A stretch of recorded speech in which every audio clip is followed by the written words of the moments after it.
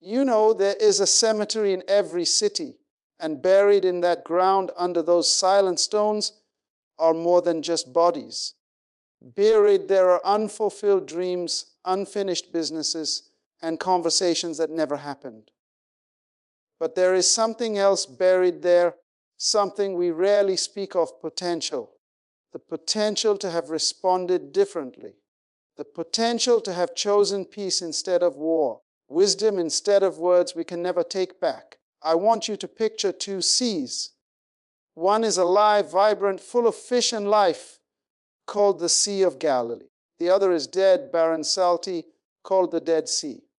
They are fed by the same source, the River Jordan. The difference is not the input, but the output. One receives and keeps. The other only receives and keeps. And it dies. My friend, the storms of life will come to everyone. The same wind, the same rain, the same turbulent waves. The difference between a sea that sustains life and a sea that is dead is not the storm. It is what it does with the water. A strong person is like the living sea. They have an outlet. They have a depth of purpose that allows them to process the storm without becoming toxic. A weak mind is like the Dead Sea. It takes every insult, every offense, every disappointment and holds it. It keeps it. And it becomes bitter, salty, uninhabitable. You see, reaction is not strength. Reaction is the automatic spasm of an untrained spirit. It is the echo of a void that has not been filled with original purpose. When you do not know who you are, you will accept every accusation. When you do not know where you are going, you will fight every distraction. But when you understand your identity, when you know you are a child of a king, born for dominion and governance, you do not have to prove it in every argument. You can afford to be calm because your value is not determined by the opinion of the moment. Your security is not shaken by the crisis of the hour. Let me tell you about the principle of the potter and the clay. When soft, wet clay is placed on the spinning wheel, every touch of the potter's hand causes it to wobble. It reacts to every pressure. But when that same clay goes through the fire, when it is tested in the furnace, it comes out hardened, stable, valuable. Then, when pressure is applied, it holds its form. It responds from its core. It does not react from its surface. The fire is not your enemy. The fire is what prepares you to hold your shape when the world tries to spin you out of control. So I ask you today, what is inside of you? Is it a hollow space easily filled with the noise of others? Or is it a settled conviction, a knowing, a purpose that anchors your soul? Your calm is not the absence of a storm. It is the presence of an inner kingdom. It is the governance of a mind that knows its authority. You were not designed to be a thermometer, simply reflecting the temperature of your environment. You were designed to be a thermostat, setting the atmosphere. You determine the climate of your life. Do not confuse silence with weakness. Do not mistake patience for passivity. The strongest force in nature is not the hurricane. It is the gravity that holds the planets in orbit. It is silent. It is unseen. But it is sovereign. That is the power of a calm spirit. It is the gravity of a soul grounded in its true purpose. While others are lost in the temporary drama of reaction, you are invested in the eternal principle of response, the response that flows from who you are and who you were destined to be from the foundations of the world. Now, think of a tree in a hurricane. The wind rages, and the weak branches, the ones with no deep connection to the trunk, they snap. They break off and become dangerous projectiles, causing damage wherever they land. That is the picture of a reactive mind. It is disconnected from its core. But the strong branch, the one that is fed from a deep and hidden root system, it bends, it sways, it may even lose a few leaves. But when the storm passes, it is still there intact, already reaching again for the sun. Its strength was not in its rigidity, but in its rootedness. Your peace, your calm, is not found in the absence of the wind. It is found in the depth of your roots. And what are those roots? They are your understanding of your purpose, your unshakable identity, and your connection to a source greater than the passing storm. You see, every one of us has two kinds of power. The first is reactive power. It is the power of the twig that snaps. It is immediate, loud, and impulsive. It feels powerful in the moment because it releases the pressure. But that release is an explosion. It destroys the vessel. The second is response-able power. That is the power of a deeply rooted tree. It is the power to absorb the pressure, to contain the force, and to translate it into growth. This power is quiet, strategic, and creative. The word responsible means you have the ability to respond. That ability comes from a place of resource, not a place of lack. A weak mind reacts because it feels it has nothing to lose. It is already empty. A strong spirit responds because it knows it has too much to protect, a destiny, a purpose, a legacy that is still unfolding. Let me deposit a seed in your spirit. Your greatest authority is not demonstrated when everything is calm. Anyone can be peaceful on a quiet sea. Your true governance is revealed when the waves are crashing over the bow. That is when the captain is distinguished from the passenger. A passenger reacts in panic, shouting about the water coming in. But the captain, he sees the same water, he feels the same wind. But he does not see a problem, he sees a condition to be managed. He checks his instruments. He adjusts the rudder. He stays on course. Why? Because he knows where he is going. He has a destination in mind that is bigger than his current discomfort. Your life has a destination. Your purpose is a port you are sailing toward. The storm is not your stopping point. It is simply a weather system you are passing through. Do not let a temporary condition make you abandon your eternal destination. I want to speak to the potter's wheel again for a moment. The clay that is centered, that is aligned on the wheel, does not fight the potter's hands. It yields. It allows the pressure to shape it into something beautiful and useful.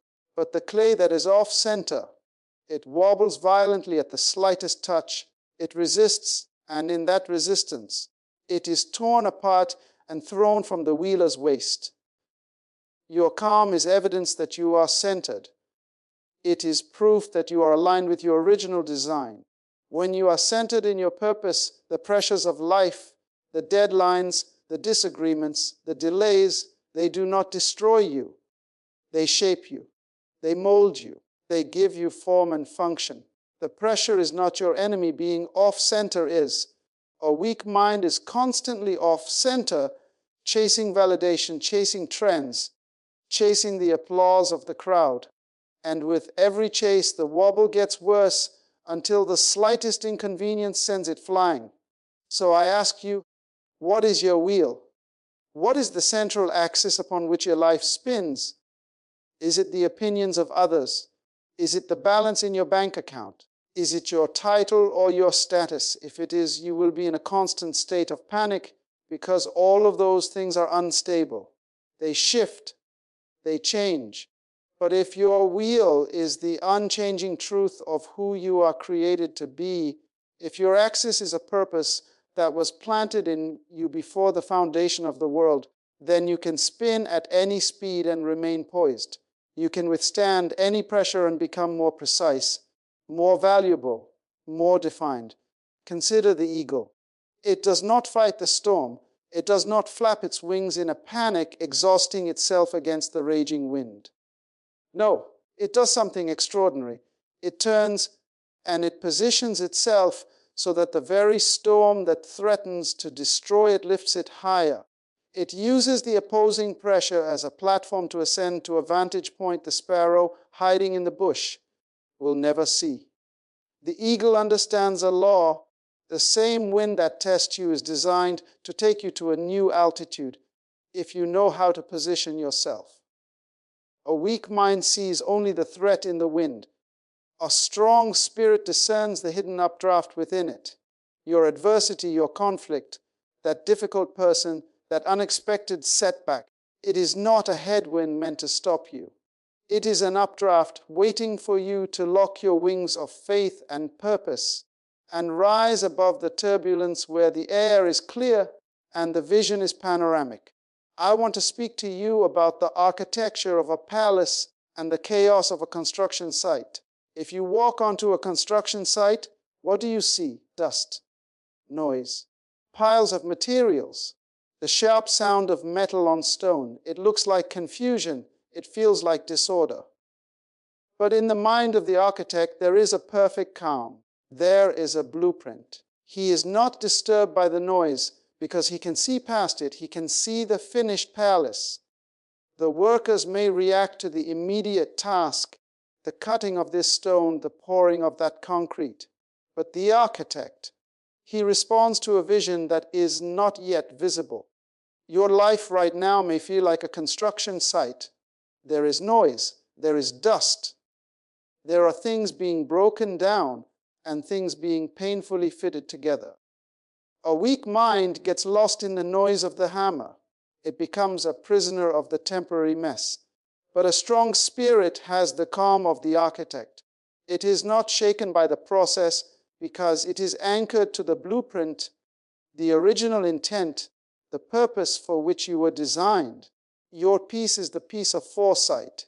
It is the quiet confidence that the process is necessary to produce the palace. Let me ask you a profound question.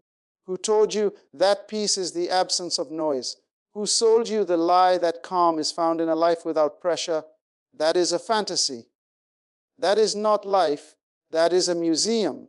A statue in a museum is very calm. It never reacts. But it is also dead. It has no pulse, no purpose, no potential to influence. Your calm is not the calm of death. It is the calm of focused energy. It is the deep, humming stillness of a power plant full of immense generative force, channeled and directed. A reactive mind is like a down power line, snapping and sparking wildly, dangerous to everything it touches. A responsive spirit is that same power, flowing through design circuits, illuminating cities and driving industry. The difference is not the presence of power. The difference is the presence of governance. One is out of control, the other is under authority.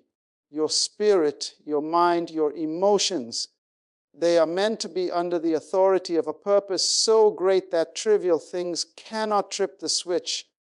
Look at your hands. You have two kinds of muscles.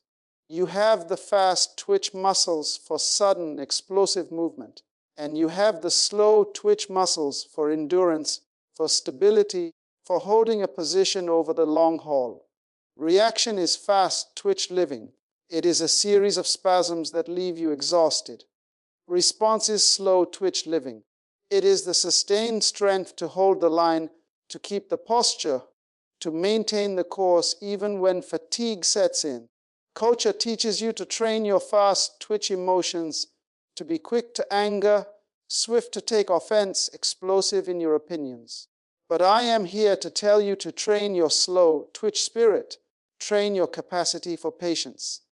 Exercise your muscle of long suffering, boon your endurance for peace, because anyone can explode for a moment. But it takes supernatural strength to remain calibrated for a lifetime. So let the storm blow. Let the site remain noisy. Let the wheels spin. Your calm is your declaration. It is the quiet, steadfast announcement to the chaos around you. I am not empty. I am full of a vision. I am rooted in an identity. I am governed by a blueprint. I am aligned with a purpose. And this moment, however loud it may be, is not my master. It is my material. You are not a prisoner of your environment. You are the governor of your soul. And a true governor does not run into the street screaming when there is a disturbance. A true governor sits in the seat of authority, assesses the situation with a clear mind, and deploys the resources of wisdom, grace, and truth. That seat is within you. That authority is your birthright. That calm is your throne. This is why I tell you that a library is one of the most powerful places on earth. It is a room full of raging storms, great battles, deep passions, and world-changing ideas. Yet, when you walk in, what do you hear? Silence, a profound, tangible, deafening calm. How can this be? Because the chaos has been captured. The energy has been contained within a structure, the structure of pages, of chapters, of a binding. The story is no less powerful, but it is no longer volatile. It is accessible, useful, and life-giving. Your spirit must become like that library. Your experiences, the storms, the battles, the passions must not be left to scream wildly in the streets of your mind. They must be captured. They must be processed, given context, and bound within the structure of understanding. A weak mind is a riot in the town square, loud, destructive, and directionless. A strong spirit is a library holding the same raw power, but now it has become wisdom. It has become a resource. Your calm is the silence of a story that has been understood, not ignored. It is the order of a mind that has learned to bind its chaos into chapters of growth. There is a law in the sea that every captain knows. It is called keeping sea room. When a storm approaches, a wise captain does not hug the shore. He does not try to anchor in the shallow, rocky water. He turns his ship and heads for the deep. He finds sea room. Because in the deep water, he has space to maneuver. He can ride out the giant waves without being dashed against the rocks. A reactionary mind always stays in the shallow water. It is close to the shoreline of other people's opinions, the rocks of instant gratification, the sandbars of offense. When the storm of conflict comes, it has no room. It is instantly shattered. But a person of response, they have done the work in the calm seasons to sail into the deep. They have cultivated depth in their character. They have created space between stimulus and answer. That space, that sea room, is where your power resides. It is in the pause. It is in the breath you take before you speak. It is in the prayer you whisper before you act. It is the deep water of your soul where the waves of circumstance, though they may be tall, cannot smash you against a hard place. They can only lift you and lower you, and you remain buoyant and intact because you are in your depth. Let's talk about money for a moment, because you will understand this. If a poor man receives a bill for $1,000, he may panic. He may react in fear, in anger, in desperation. His resources are shallow. But if a wealthy man receives the same bill, he simply pays it. It is a transaction, not a crisis. The bill did not change. The amount did not change. Capacity to handle it changed. Your emotional and spiritual crises are just like that bill. A weak spirit has a pauper's mindset. It lives in emotional scarcity, so every insult is a debt it cannot pay. Every disappointment bankrupts it. But a strong spirit has done the inner work of building wealth, wealth of identity, wealth of purpose, wealth of knowing you are backed by an eternal inheritance. So when the bill of adversity comes, it does not panic. It draws from its reserves. It responds from a position of strength because it knows the account will not run dry. Your calm is the receipt that proves you are rich in what matters most. You are not living transaction to transaction with your dignity. You have a surplus of grace. You have within you a throne room. And on any given day, one of two things is happening in that room. Either purpose is sitting on the throne, governing every thought and emotion with wisdom and foresight, or panic is sitting there, a temporary usurper, reacting to every knock at the door. A weak mind allows panic to hold the scepter. It yields its authority to the loudest voice, the latest fear. But a strong person knows how to reclaim that throne. They know how to evict the impostor and restore the rightful ruler, which is the kingly purpose for which they were born. Your calm is not a personality trait. It is a political reality. It is the evidence that the right government is in power within you. When purpose is on the throne, the atmosphere of your life changes. The policies change. The decisions change. The borders of your life are secure because they are defended not by the fragile wall of reaction, but by the unshakable gate of a settled identity. Think of the difference between a kite and an anchor. A kite is at the mercy of the wind. Every gust sends it jerking, dipping, spinning. It is colorful and high, but it is completely reactive. Its string is a tether to control, not to stability. Now, consider an anchor. It rests in the dark, unseen depths. On the surface, the waves may be chaotic, the ship may be moving, but the anchor does not react to the surface storm. It holds, its power is in its grip on the unseen bottom. A weak mind is like that kite, beautifully visible, but tossed by every changing current of opinion, every gust of bad news. A strong spirit is the anchor. Its calm is not about what is happening on the surface of its life. It is about what it is connected to in the depths. Your purpose, your faith, your core values, these are your holding ground. When you know what you are hooked to, you can afford to let the waves rage above you. You are not moved because you are secured to something that cannot be moved. I want you to consider the power grid of a great city. For days, even weeks, you never think about it. You flip a switch and the light comes on. You plug in a device and it charges. The power is silent, constant, and available. But let a severe storm come through. Let the winds knock down a major transmission line. Suddenly, that entire section of the city goes dark. And what happens in that darkness? Panic, confusion, reaction. People fumble for flashlights, candles become precious, and normal life grinds to a halt. Why? Because the city was drawing from an external grid. It had no internal generator. My friend, too many people are living on an external grid. Their peace is wired to perfect circumstances. Their joy is connected to favorable conditions. Their value is transmitted through the approval of others. And when the storm knocks those lines down, and it will, they are plunged into immediate darkness. But a person of strength, they have taken the time to install an internal generator. It is the generator of purpose. It hums quietly within, day and night. When the external grid fails, when the job is lost, when the relationship strains, when the plan falls apart, the lights stay on inside of them.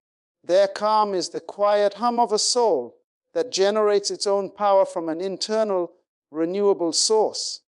Remember the principle of the bow and arrow. To shoot an arrow forward, you must first pull it backward. The further back you draw it with steady, controlled tension, the further and straighter it will fly. The archer does not react to the tension. He applies it. He uses it. He knows it is necessary for propulsion. A weak mind sees every setback, every delay, every period of waiting as a breaking point. It snaps under the tension. It cannot process the pull back. But a strong spirit understands the law of the bow. It recognizes that the seasons of pressure, the moments when life seems to be pulling you backward, are not meant to break you. They are meant to build potential energy within you. That tension is loading you. It is aligning you. It is aiming you. Your calm in the pull back is the discipline of the archer who trusts the process, knowing that this very resistance is what will launch you into a future you cannot yet see. Do not fight the tension. Submit to its purpose. For it is in the drawing back that you find your true trajectory. So let me ask you, what is the narrative of your life being written by? Is it being written by the pen of reaction, scribbling frantically in the margin of every offense, every irritation, every minor conflict? That story will be chaotic, blotted, and ultimately unreadable. Or is it being written by the steady hand of response? The author who knows the entire plot, who understands that this difficult chapter is necessary for the hero's development. Your calm is the sound of that steady hand writing. It is the scratch of purpose on the page, composing a legacy, not just recording incidents. While others are leaving exclamation points of drama everywhere, you are placing periods of resolve. You are writing sentences of substance. You are building paragraphs of principle. And one day, your life will not be a pamphlet of scattered reactions, but a volume of profound influence, a testament to the power of a soul that knew how to be still, and in that stillness, knew how to move the world. So now you understand the difference. The storm has revealed it. The construction site has displayed it. The deep water has proven it. You are the anchor. You are not an empty barrel. You are a library. You are not a passenger on the deck. You are the captain in the wheelhouse, and you are the architect with the blueprint. The throne within you is occupied by a purpose so potent, so original, that chaos itself must bow and become raw material for your masterpiece. Therefore, from this moment forward, you must make a decision, a declaration. You will no longer finance the poverty of reaction with the currency of your peace. You will no longer rent out the throne room of your soul to the temporary tyrant of panic. You will draw from your depths. You will ignite your internal generator. You will lean into the tension of the bow, knowing it is loading you for a flight you have not yet taken. Here is your call to action. Go back into your world, your home, your office, that difficult situation, not as a thermometer, but as a thermostat. Set the atmosphere. Walk in with the calm of the deep. Speak with the authority of the architect. Act with the patience of the archer. Let your very presence be the proof that a storm is not a stop sign, it is an updraft. Let your response be the quiet, revolutionary act that redefines what strength looks like. You were born of royalty, designed for dominion, and equipped with an innate governance that the world is desperate to see. So go. Govern your inner world with such serene strength that your outer world has no choice but to fall in line. The seeds of forests are within you. The blueprints of palaces are in your spirit. The calm to create them is now in your hands. It has been my deepest honor to share this truth with you. Go forth in strength. Go forth in purpose. Go forth in the unshakable, unstoppable calm of one who knows who they are. Good luck, God bless you, and thank you.